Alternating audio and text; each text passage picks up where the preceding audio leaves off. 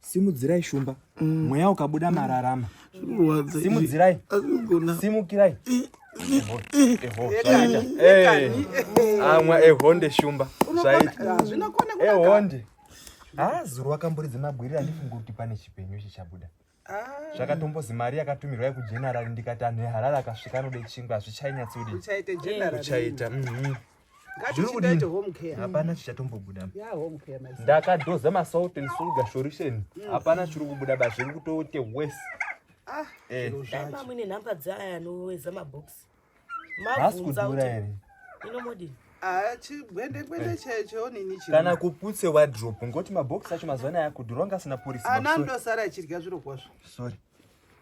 Anandosara achirya. Chingwa cha ane kutaunda dini. Andiko chere mvura iyi. Pane time. Uti wakutotadza kana kudzikisa kana chikafu chaicho.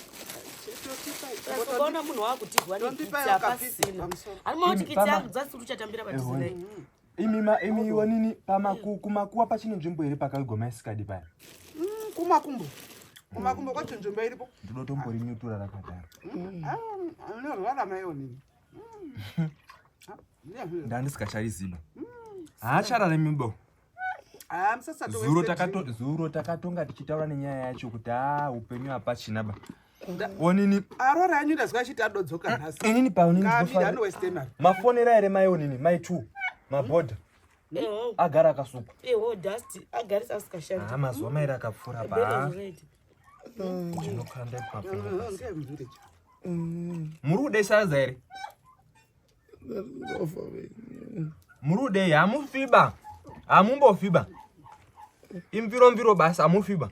Muniko ndaita ndahake muniko wawa. Ndahaka muniko wawa. Ilidiko?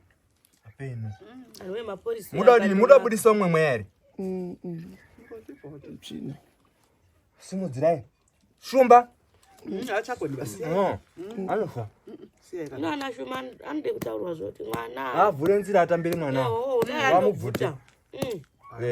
Sika nawe. Ini zvendichatoita ndichibve une ndichatouya nebhegi rangu ndindogara ndapano. Eho.